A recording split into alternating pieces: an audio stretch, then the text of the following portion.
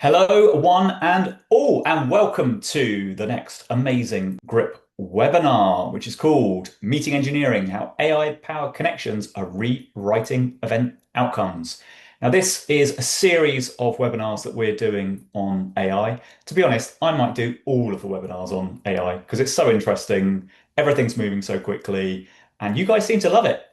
I've had so many registrations for this one, and they're all really, really popular. So I thank you for coming.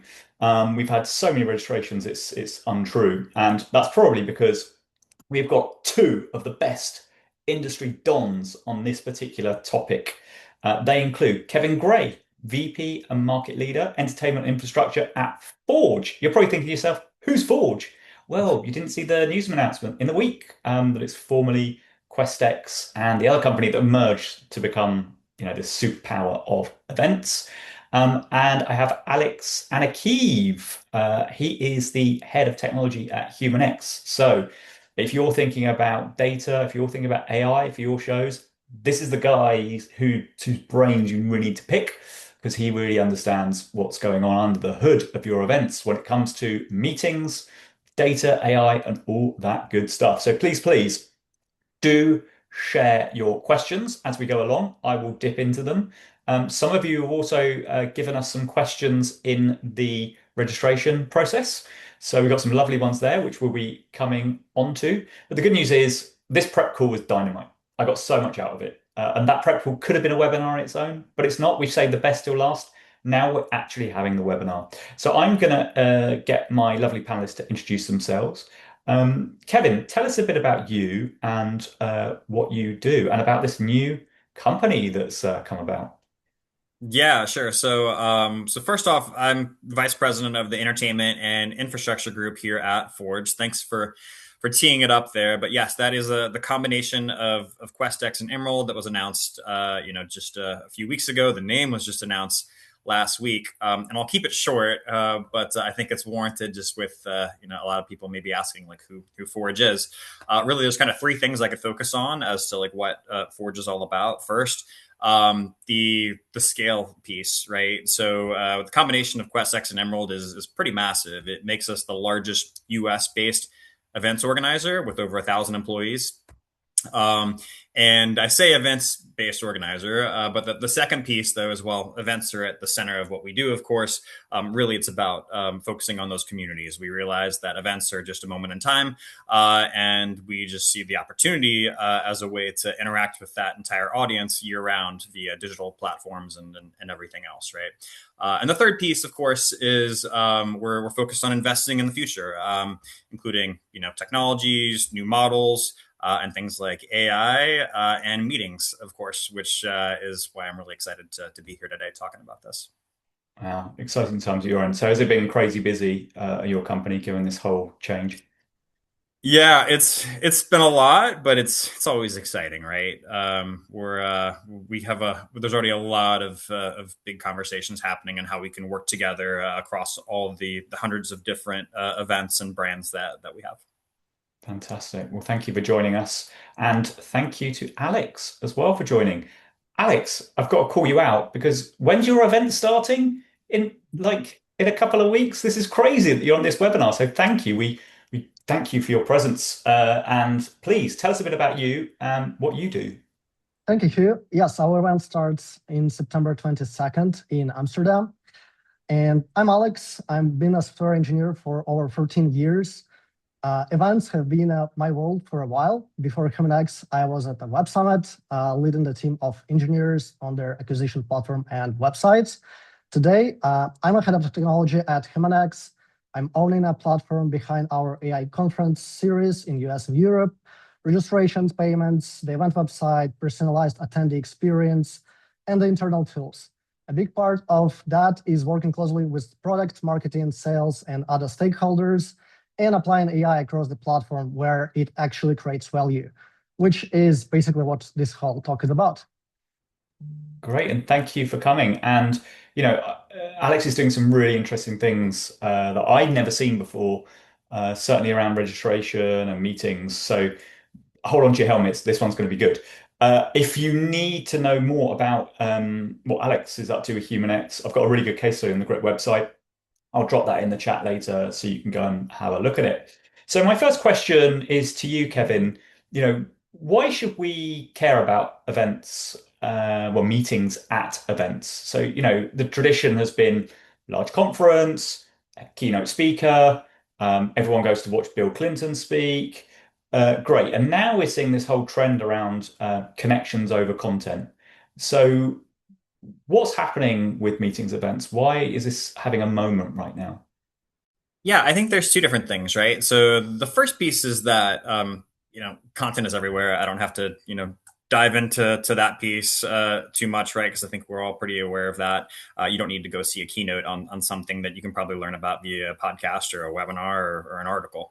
But the second piece that's probably more timely is a lot of people used to go to these events that were exhibitions and leave everything to serendipity and to chance, right? If they were going to meet somebody or if they were going to stumble upon a new connection. A lot of new models, though, in the most recent several years have pre-scheduled things and made it so when you're going to events, you're not leaving it to chance, and you're automatically going to have a full roster of meetings and everything else in advance of that. And I think the more that we do that as event organizers, the more it separates you from the rest of the pack, the ones that are leaving it to that serendipity, because you're going to guarantee a higher ROI, and you're not going to have those people that walk away from an event feeling like they didn't meet anybody that was useful to their job. Yeah, it's got to be about ROI, hasn't it? That's the key, because then you can demonstrate to sponsors and exhibitors that you've actually delivered something of value to them. I mean, quick stat, like 15% of the people that show up to our events say they're interested in attending the event for the content, right? 85% is it's about the connections and the meetings that they actually have. Wow, that's a really powerful stat. I love that. And thank you for bringing the stats. I love panelists who bring stats to my webinars. Let's talk about data. Let's talk about stats, Alex. So this whole webinar is focused around something we've coined as meeting engineers. So obviously in the marketing and sales space, there's this whole new term of a go-to-market engineer, someone who's using data, lateral thinking, AI tools to make sure that they get more pipeline for sales and marketing.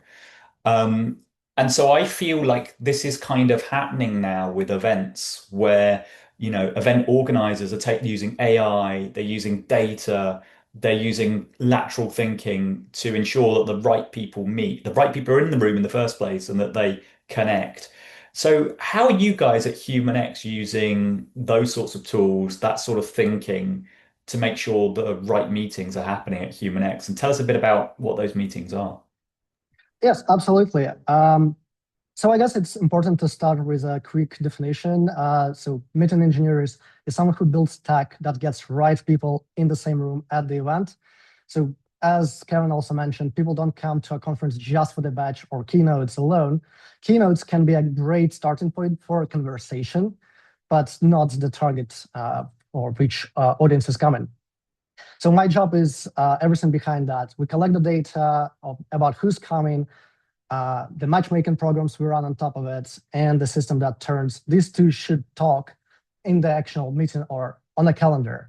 What time, what table, and all of that. So I think also part of the role is consulting, and that's what surprised me the most about this. So think about where the data actually comes from. For us, it starts before anyone registers, forms on a website, cold outreach, all of that is aggregated in the HubSpot. Then registration itself happens. For us, it's on Swoogo. And sponsors also goes through their own onboarding platform. And once we open the event up, Grip also starts collecting the data too. So every one of those steps is a conversation with the stakeholders before it's a pipeline. What do we collect? Where do we collect it? And when it's actually relevant? And all of that currently lands in our internal HumanX database, HXDB for short. And from there, it feeds the AI engine for suggestions, recommendations, organizing meetings, and so on. One engineering learning I'd like to pass here, build the audit trail on the day one, not after the first incident, because that's what makes debugging survivable. So going back to the data, every platform that you run holds a piece of the same picture.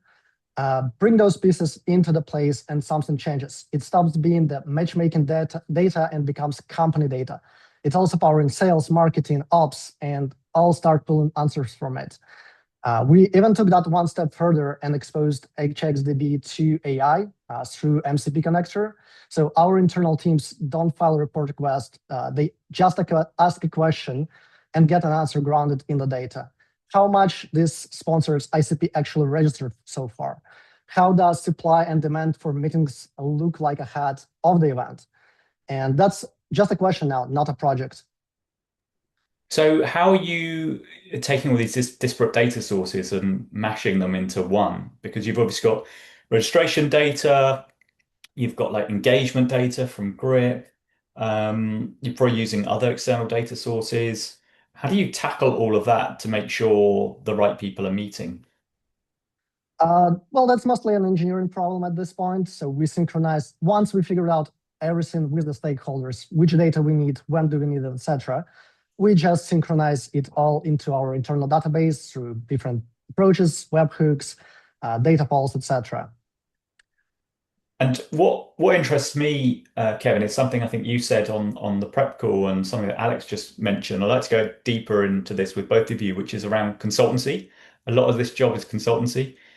Um, so how does that show up for you at Forge with your meeting engineers? Because you've probably got a different term for them, haven't you?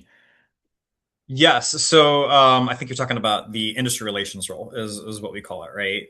So all that was we decided that this is an important area that we wanted to invest in, and we wanted to make sure we put some resources behind it. So we took who was a conference producer, actually putting together agendas and recruiting speakers and working with a lot of the key types of buyers we'd want to and attend an event, and then we made them in charge of our meetings program, essentially, right? And with that, there's a couple things that are key to their role. So one, they work with inbounds, of course, from the site, from buyers that are interested in joining the meeting program. They also do prospecting, reaching out via digital platforms as well as in-person events to try to recruit more and more buyers to the event and the meeting program. And then also they're in charge of everything leading up to the meeting program, pre-show, during the show, and post-show, making sure we're collecting good data to help support the growth of the program afterwards. That's great because I mean you've got a dedicated, role that's focused on meetings, networking. I think there was some stats out, wasn't there, by Freeman recently that said, there's this very small percentage, if not, I think it was 13%, just don't have someone who focuses on that role. But then, as you're saying, most participants want the meetings. So how's data flow into your world when it comes to meetings? How do you get that data to understand, what meetings should be happening with which people? Is it the registration form? Is it Yeah. wider than that? So it's interesting. First, you have to clarify like what registration is, right? Because there's event registration, and then there's registration for everything else that happens in your community. And really, for us, the event registration is a very small percentage of the pie compared to our overall database. Taking one of our events, for example, like the Stream TV series, we might have 3,000 or 4,000 attendees in a year for that, but the actual amount of records in the database is going to be something closer to 250 to 300,000, right? So that's important because the more information you can collect from your database throughout the year, using everything from newsletter signups, webinars like this, white papers, and ask the same types of questions you're asking via your event registration, the more it will fuel better signups and fuel your meeting programs as you launch those, right? So from there, yes, once you define that registration isn't just this once a year thing, but it's an opportunity year round to collect data. It's about asking those right questions and really focusing on the mandatory ones that are most important, right? And for us, It is all the fields that really help identify who the buyers are and the suppliers, and really identifying the specific categories of buyers as well. The more you can really categorize it into the areas that are going to be most monetizable, so the more you'll be able to have success from your overall program. And an example of that is not just doing technology buyers, but IT buyers, engineering buyers, R&D buyers, right? There's like different categories within that. And the more that you can have people self-select as they sign up, the less work you're making the AI do, which is going to lead to actual, better results, honestly, at this stage and where AI is. And so, a key part of this is getting the right people in the room at the first point of call, because if you don't have the right people to match, no amount of matching algorithm is going to solve that for you, any type of AI. So, are you Exactly. using kind of signals to then make sure before the show starts that maybe you're running acquisition campaigns to ensure the scales are aligned with buyers and suppliers? Yeah. So our meeting program in its current iterations, we're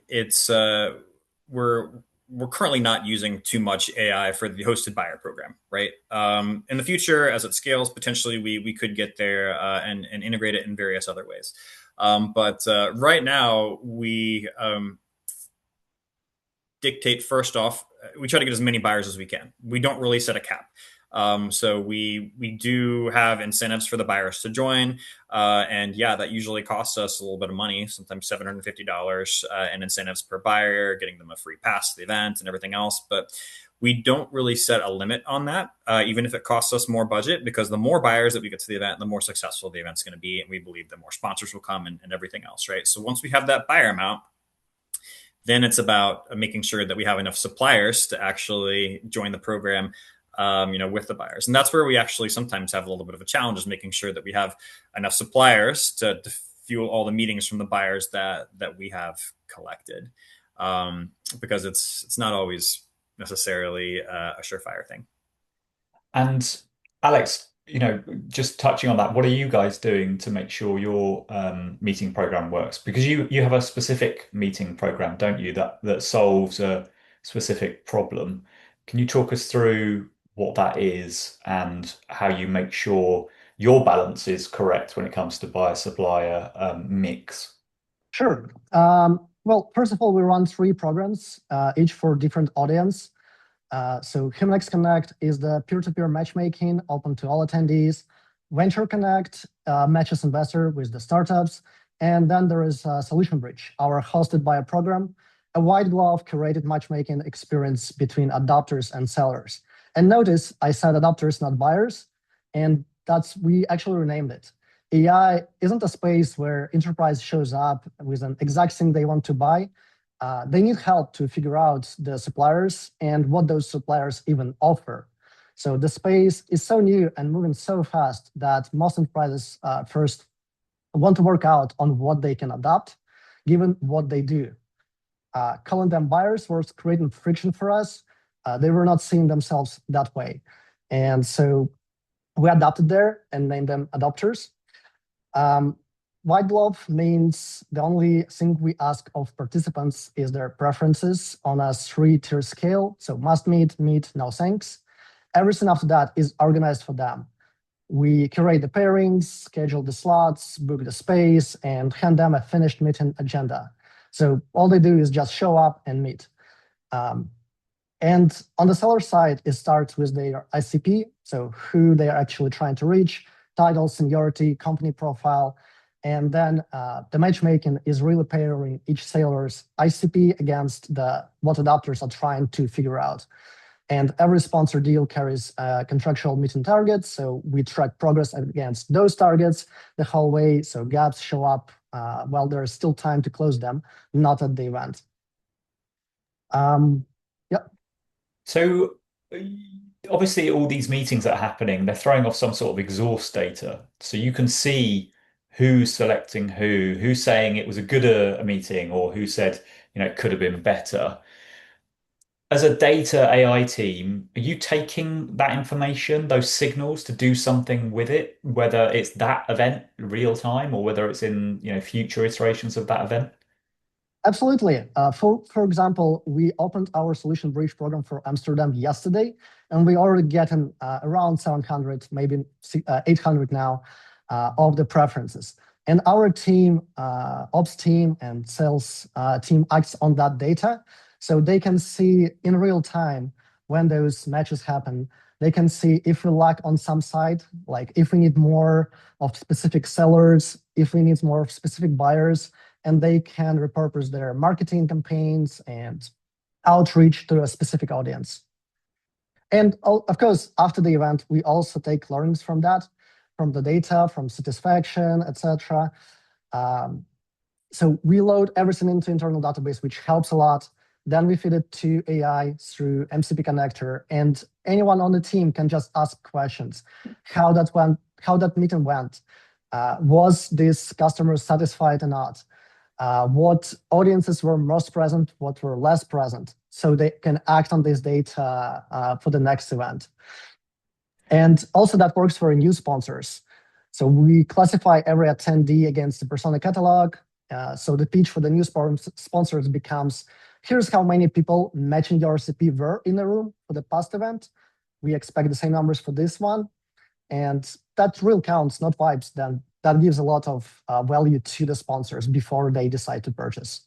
That's amazing. So when we were talking about consultancy earlier, how does that show up for you? Because I think we talked to Kevin about how he sees, that white glove I think you were talking about earlier. How does that work its way through the HumanX experience? I'm guessing that's at the back end for you guys as consultancy, but also maybe for the actual participants themselves, they see that. How does that show up for you? Yeah, our team is able to help both buyers, adopters, buyers, and sponsors to figure out their goals for the event. Based on the data, we kind of provide the consultancy services for those who seek AI solutions and those who seek buyers.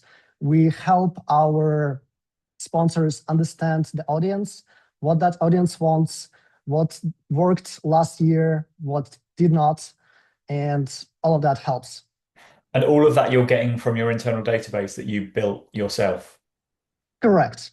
So do all organizers need this kind of proprietary database they create themselves, or what can they do quickly to get the kind of skills that you guys have got, the sort of insights that you're getting? Maybe they haven't got a super duper mega brain like Alex on their team. So what could they be doing quickly in simple terms that could give them a bit of the edge of what you've got in terms of bringing all these data sources together? Run me That's a through good step by question. step. That's a good question. If you're using a CRM platform, there probably is an MCP connector that you can pair with your AI and ask questions. Same goes for event app like Grip, where they now did a MCP connection that you can also utilize and connect to your AI. Having multiple MCP connectors makes things quite complicated, and you need to be extra careful what do you ask using which connector. But overall, you can get the feel of what we are having right now here. Yeah, and just for the audience's benefit, MCP, I'm sure you're all aware, but it's this new connection that you can have with your AI tools. So you can connect one platform to Claude, for example, or Copilot or ChatGPT, Codex.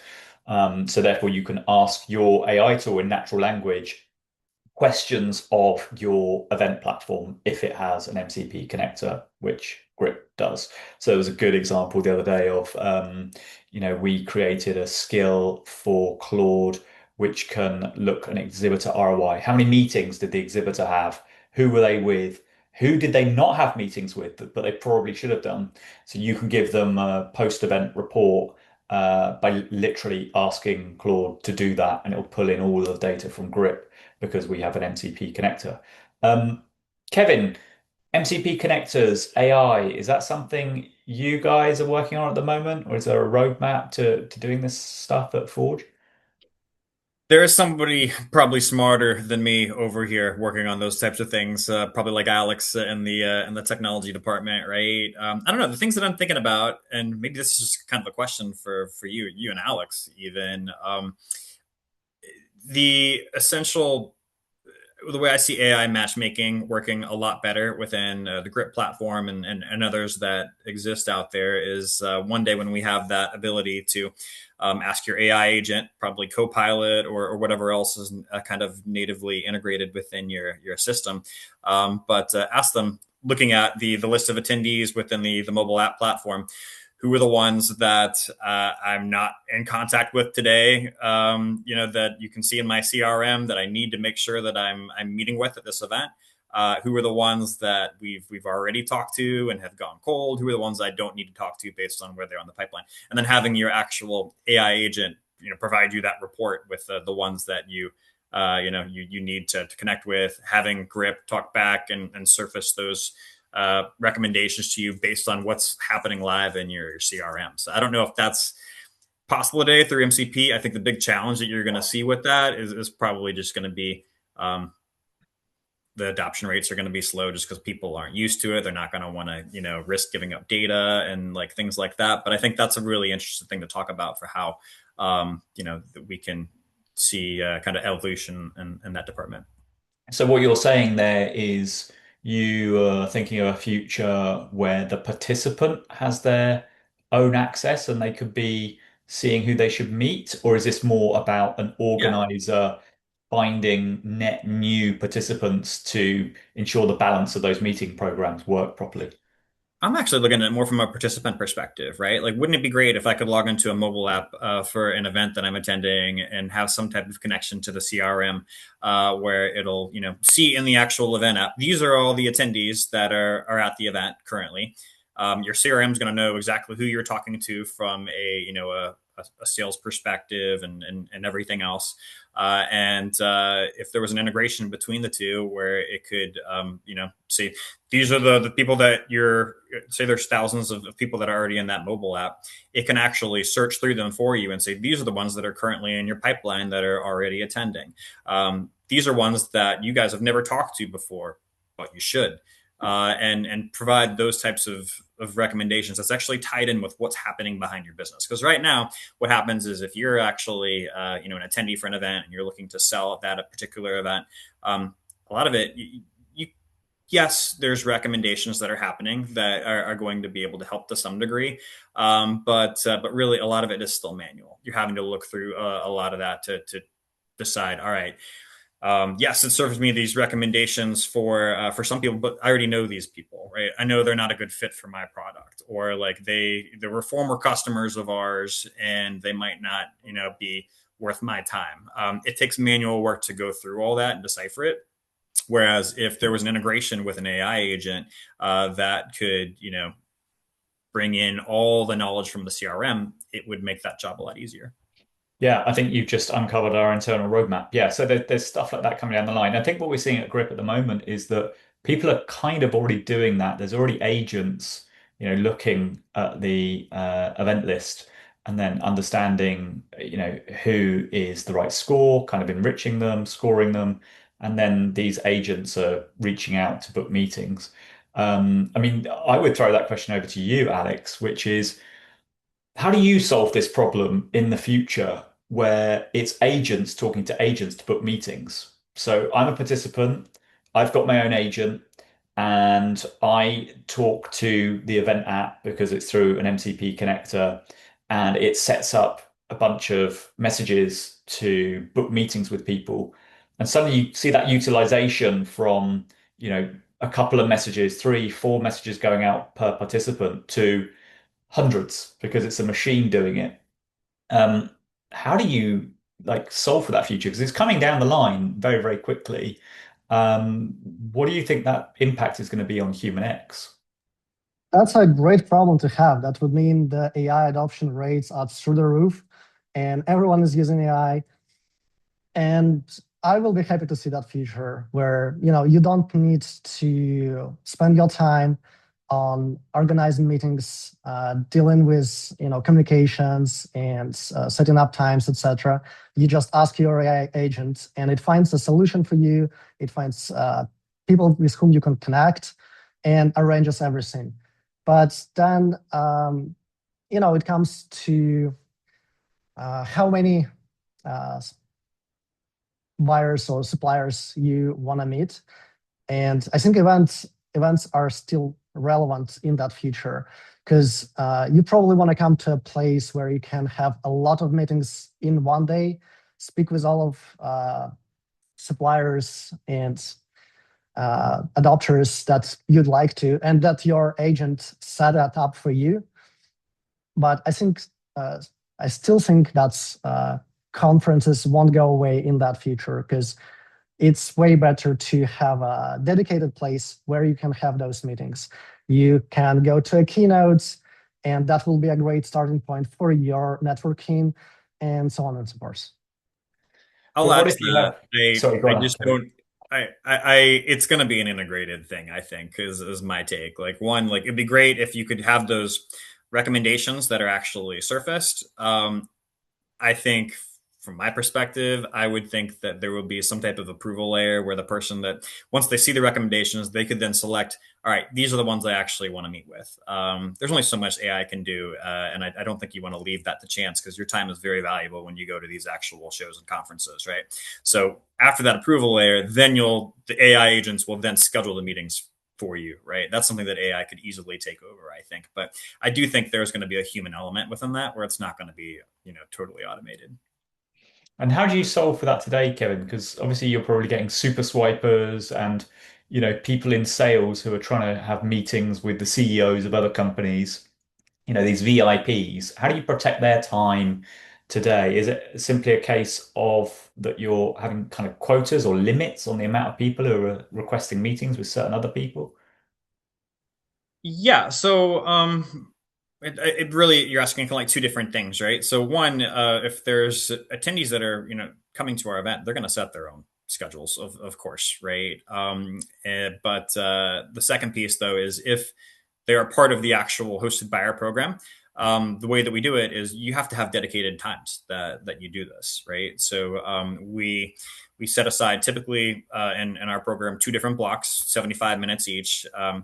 And with that, there's 4 meetings of 15 minutes each in each block, with a little bit of a break in between, so the buyers and suppliers can go to different tables to meet with each other. But we have our buyers block off those times, so they're not allowed to do anything else during those particular time periods. But beyond that, their schedule is theirs at the event to do with it what they'd like to, and they could utilize our the grip matchmaking features and everything else for additional recommendations during outside of those blocks. But during those blocks, those are the ones that we Yeah, I guess you keep it very tightly controlled when it comes to the pre-scheduled meetings, and then you're making sure who meets who, which makes a lot of sense. Um, Alex, we talked in the prep call about something really exciting, which I think is going to blow the minds of our participants on this webinar, which is really these meetings succeed or fail based on the quality of data you have on people. So you want to ask them loads of questions at registration, but at the same time you don't, because that will reduce your conversion rates. So if you're a paid event, you want to get people through that registration form to give you their money. Um, so there's a kind of a dichotomy there, isn't there, with asking enough questions to get the right matchmaking, but then not too many questions to provide enough friction to get people to sign up to your event. So you've done something quite interesting, haven't you, around that? I'd love you to explain to our participants what you actually did to solve that problem. Absolutely. Yes, you said it right. The questions on the reg create a lot of friction. It's correlated with the dropout rate. If you ask too many, people will just don't fill it, and the dropouts, they will go to somewhere else. So our philosophy on the reg now is never ask a question that a system can answer. So page 1 of our reg is just work email and terms and condition checkbox. That's it. Everything else fills itself. And if you've been to one of our events before, you get your last event's profile back, headshot included. So 81% of the people we matched in our own data already had one on file. And it shows up in the numbers. Nearly 70% of people who type their email go on to finish, which means right now we have around 30% dropout rate against roughly 24% typical for an online event ticket and checkout. So that's a huge 2.54 times lower abandonment than the industry. Since we introduced the pre-fill for the forms on our reg, our dropout rate improved about 5 points. It was roughly 35%. Now it's roughly around 30. And that's my favorite part, because enrichment kicks in at the moment when email is typed. 100% of people who do abandon the checkout, they become enriched leads we can follow up with. So not some anonymous drop-offs, which is great. And we did that. We didn't get that on the first try. That's something I also want to share. When people told us, when we heard that feedback, that our form took too long to fill out, our first attempt was a virtual call with an AI assistant that collected data verbally. And we ran that experiment with the sponsors, not the whole registration. And some people really loved it. They were interacting a lot, they were sharing the data, but others were finding it even more complicated than just typing. So we kept it as an option because some people still love it, but the lesson that led to pre-fill. So don't change how people enter the data, remove the need to enter it at all. And that's what we do. If you want to dive more in details, please feel free to ask me. Yeah, I'd love to actually. So what we're saying there is people, well, you get the participants or registrants to put their email as the first field in your reg form, and then you're pre-filling it with extra information so they don't have to fill it, they just edit it. That sounds like magic. Tell me how you're doing that. That's crazy. And it looks like magic as well. So in practice, so the first step of the registration form, you enter your email, and we already start enriching it in the background right after you confirmed the terms and conditions, obviously, for GDPR compliance. And by the time you reach the next page, the form is filled. It appears like a magic indeed. You don't type, you can edit if you would like if your company changed or something else, you can do that still. And even the headshot is already there if we got it, and you can edit it, obviously, if you want. The field we enrich, it's title, seniority, company size, industry, and others. They're exactly the ones that tell us who fits with sponsor ICPs. So enrichment isn't just a convenience for the registrants, it's also a tool for our internal teams to match with the sponsors. Just to give you a sense of scale and speed, since we launched the autofill in August, we've enriched almost 1,000 registrations in real time for Amsterdam 2026. 91% of that went through Apollo, and 9% of that through our own database. So we always check our own database first, and then only call Apollo, which provides the fields that we are interested in based on publicly available information. And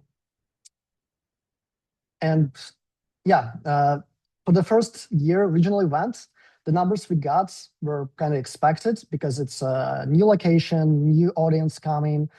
But the longer you go and further in the pipeline, we'll get more and more data filled through our database because we'll get returning customers. Just as an example, to get a sense of timing, this morning someone typed their email and their full profile, all the fields we needed. It was ready in 1 second. That was enriched through Apollo, and that person completed their registration a few seconds later. So now it's worked for us for registration. As I said, we just started in August, so it's quite a new experiment. But it worked so well, like a magic, that we are planning to expand it to every form we run. On the website, outside of the website, everything that we can pre-fill from based on the data we have or we can get, we'll do that. That simplifies the flow so much, and customers love it. That does sound amazing. So Apollo is the data enrichment tool. that costs money for credits. So how much is this system costing you to run? It must be quite expensive. It's not much really. For the thousands that we ran, it was not significant. We were not, in a need to allocate extra budget outside of the marketing. Very interesting. Kevin, is that something you're thinking of looking at for your sorts of events that you do? Now I am. Um, but yeah, it's not something we've done a ton of, to my knowledge. I don't believe, but yeah, we're always looking at new tools like that to, um, to better serve the sponsors. Yeah, sounds great. So yeah, please have a look. I mean, basically, Alex, you're going to get hundreds of people from this webinar now filling in your forms. Just have a play with it. So apologies for that. You're going to get a lot of dummy data coming through for HumanX Amsterdam. Quick message from the sponsor before I asked Kevin a question. I'm going to ask you, Kevin, about how you actually do meeting programs, how you introduce them for the first time, because I think that's really interesting. You've got some good insights there. But a message from our sponsor. One question we had from you guys is, can you get the skill that I talked about for the post-event report for exhibitor ROI? Well, the question is, yes, you can. The answer is yes, you can. So we've got a library of AI skills for organizers that's going to be launched this week, hopefully. So essentially, if you want a skill to come up with a post-event playbook, you download the skill from something called Event Skills, which is a community library of free skills for event organizers. If you scan the QR code or go to eventskills.ai, I'll put it in the chat. Sign up for the waitlist. We'll be launching very, very soon. And that skill, along with many others, are in there. And obviously, skill files you download, you upload them to your AI tool of choice. So Claude or ChatGPT or Copilot, and then you can automate a lot of your workflows. And so these skills are going to come from Grip, but they're going to come from third parties. And if you've got a skill, upload it because it is a community of skills that's kind of powering this whole thing. So yeah, do get on that and give it a go. Kevin, so question for you around these meeting programs. How do you introduce them for the first time? Give our participants a 101 course if they haven't Yeah. got one or they're thinking about introducing one. Yeah, we've made a lot of mistakes along the way, honestly, and how we introduce these. So happy to share a couple of those learning lessons too, as a part of this. Really, the one of them that is the kind of the most obvious is you starts with the space at the venue, right? So if you are a big exhibition, you might not have that problem. You might have the entire exhibit hall at one of these places to be able to work with. But for those of you that run small to medium or large size conferences, a lot of the times you have to get creative with the space that you're able to use. The first time that we launched one of these meeting programs at one of our events, we thought to ourselves, well, we're just going to have these meetings go at all the sponsors' booths that they've already booked, right? And should be totally fine, no problems. So there we did. We booked our 75-minute meeting blocks, like I talked about a second ago, and we quickly realized how massive of an error it was because you'd have one person going from one side of the hall all the way to the next where their next 15-minute meeting was. They'd be late for the meeting because it took so long for them to walk there. They wouldn't be able to find the actual booth or anything like that. And you can see with that when you're talking about dozens if not hundreds of potential buyers walking around how chaotic that can get like really quickly. So you have to have a dedicated space for this to work best, right? So what I mean by that is you have your exhibit hall over here, but maybe you have your hosted buyer, your meetings program run in its own separate area that you can designate on your floor plan. And the benefit of that is it's all right there. You can walk right next to the next one. You don't have to find anything. It's super easy. The other thing that we found is really helpful for the space piece. You want to have a hosted kind of like buyer lounge right next to where that meetings program takes place, and or supplier lounge too for anybody that's the reasons why you want to do that. one of the hardest things to track down when you're doing these meetings programs are the actual people that are participating in it, right? There's a lot of things that happen in an event. They might be in a session and they might not be paying attention. They might have a meeting that went, long in a suite upstairs or whatever it is, right? But even when they're in the meetings program itself, if somebody didn't show up for their meeting and they have a 15-minute block, they'll go, get a snack or something at a place different in the venue. You want to keep them right there, right? And if you can keep them right there in that little lounge right next to the meetings program area, they don't, get distracted, and you make sure that they're going to show up for their next meeting. So those are a couple of things that we really learned about, and also not keeping the tables too close together. When you have them too close together, they can hear each other's conversations. You get awkward feedback after the event. So so much of the problems that we experience is actually just with the space that we have this in, right? So we've had a lot of learning lessons there. The second piece that's a little bit easier is once you have that space figured out, is you have to establish the incentive for buyers, and how many meetings, how long the meetings are. Our sweet spot, that frankly we did research copying from some of the leaders out there that have brought meetings programs to their events already. But we do 2 75-minute blocks with 4 15-minutes each. So 8 meetings total is what we have our buyers participate in. And in exchange for taking those 8 meetings with suppliers, it's $750 is what we pay them after the event, and we only pay it if they actually take those 8 meetings and they show up to all of them, right? So they're incentivized to do that. And the third piece is the establishing those the pricing for the suppliers on the other side, right? Okay, so you have all those buyers. Now, what do you do with the suppliers, and making sure that you get them to to have those meetings with the buyers?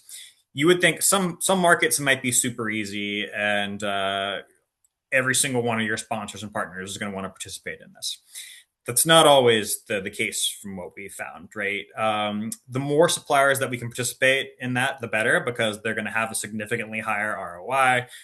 There is probably about a 20 to 30% increase in renewals for us, for anybody that we bring on board this particular program. They're going to have a better experience and they're going to come back the next year. Again, 20 to 30%, somewhere in that range is what we see. But reasons why some suppliers might not want to do it: the leverage is not always there in some of the markets, particularly in tech, and some that are really heavily consolidated, right? So to give you an example that might make sense to everybody, in the telecom space, there's a couple very large vendors like Ericsson, Nokia, Cisco. They're so important and integral to those particular markets that they don't really feel like they need to to have programs where they meet new buyers there, right? Because they already know everybody.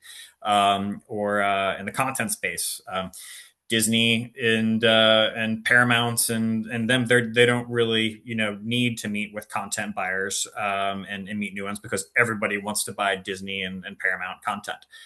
That's a problem you have. The other thing is also having the right rep. Suppliers might not want to participate because they feel like they need strategic reps to be on board for some certain meetings. It takes a special kind of sales rep that can take any type of meeting across the board for a lot of these companies. So it's not always a surefire thing, but we found yes, we were able to sell. We have most of our events. It's a 6-figure revenue stream for us, right? To be able to add this in. And on top of that, we bundle it into our top premium sponsorships. So we're getting that revenue stream, but we're also increasing the renewals for all those top sponsors that have it bundled in. And then if there are strategic companies that we need to value add, we do that as well, to make sure that they have a good experience. They can hopefully spend more money with us next year as a sponsor. Yeah, I think those are all the highlights. Hopefully I didn't take too long. That's great. And what would be your top tips if someone was going to introduce a hosted buyer program or any type of meeting program tomorrow? What should they do that's a very sensible question. first step? So the first thing I would recommend, and this was told to me by some folks that had years of experience in doing this, but you need to kind of expand your mindset for who an actual buyer is.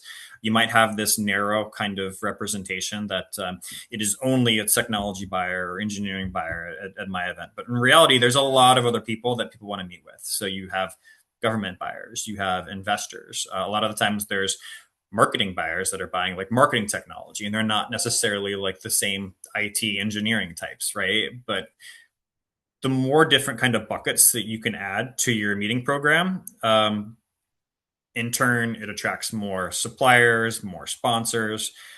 So you really you want to open up the amount of potential buyers that you can do. So as an example, Stream TV, we originally only had like technology buyers as a part of that. We expanded it to content buyers, advertising buyers, and then we increased our actual revenues proportionally as a result of that. And a broadband focused event that we do, we originally just had technology buyers. We expanded it to some government folks, and that increased the program as well. So expand the amount of buyers, and then the second piece is again all those learning lessons we had on space. It'll really make the efficiency of the program more successful, and thus your ability to renew some of those buyers that you've had in previous years and make sure they have a good experience so they come back. Great. Well, there, you've heard it here first. If you don't do meeting programs, you need to because they're a big revenue driver. So yeah, get on it. Okay, I've got one question. So this is going to be the final bit, and then I'll get you both to do the sign off. Alex, question for you from Mr. or Mrs. Anonymous Attendee. Is it possible for matchmaking to happen before registering, or are you using matchmaking outside of buyer meetings? So basically, do you need to register to connect all the people for these meetings? It sounds like you probably do. What a great question. Yes, for matchmaking that happens on site, you need to be registered. However, we actually have the product called HumanX Pack, which is available to any website visitor. So it's more of a marketing tool which helps you to get committed to the event, to decide to purchase a ticket. Kind of gives you a preview of what you'll get inside. Basically, you fill the form on the website, and we will provide you a pack, a report on why you should attend, which will contain sessions, companies, and people that are great matchmaking opportunities for you. And we do that with the AI, obviously, and with the data we collect about the visitor, and then all the data we have for the event. But also one cool thing that we do is we don't just provide the recommendation on whom to meet. We also tell you why. Like why this person is relevant to you, why it would be a great idea to come to the event, purchase a ticket first, come to the event, and then meet that person. That's exact reason relevant to your experience or your targets for the event. Great insight. Yeah, I would actually add to that too. Like as a commercial leader, like I would be terrified to let somebody start, meeting with or scheduling meetings with all the attendees without them being registered. That type of thing, it enables a lot of foul play, honestly, with them being able to schedule offsite and take your attendees out and everything else. It should only be unlocked benefit for people that have registered. And outside of that, it's exactly like Alex just described, right? I think what you're really asking is, can people see who's attending first so they can make that decision to then pay and then attend?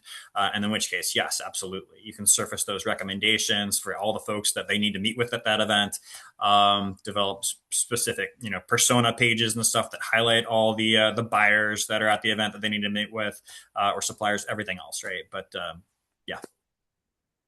And then Alex, someone asked you, they missed the name of the tool you're talking about for collecting interest in joining. Is that a tool or is that an internal system that you guys have built?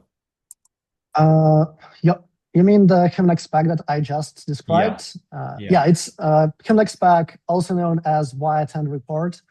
Depending on your journey through, if you have a ticket, it will be called HumanX Pack because it's more detailed. It knows that you will be on the site, so you can schedule some meetings with sponsors, for example. If you're just a visitor, you don't have a ticket, then it's more of write and report. Excellent. Well, thank you both for coming on this amazing webinar. I've learned a lot. Kevin, how can people get in touch with you if they want to follow up? You can reach out to me on LinkedIn, or you could just email me, kgray at it's still questex.com. That'll probably change to forge.com, I'm assuming pretty soon, but or some variation of that. But kgray at questex.com for now. Yeah, I'm sure that email will still get through for a while. Yeah, Alex, how can people get in touch with you? LinkedIn, and also feel free to email me at alex@humanx.co. Oh, that's a really cool email. Very, very short. Well, all that's left for me to say is thank you to my brilliant panelists. It's been great. We've learned all about meeting engineering. We've learned about how data, AI can come together to make the meetings that matter. And thank you very much to all of you for joining. We'll be sending out an email about our next webinar that'll be coming out at the end of September. So look out for that and do sign up for Event Skills and get all those amazing free skills to turbocharge your event workflow. Okay, guys, thanks very much for that. And we shall see you on the next one. Ciao for now.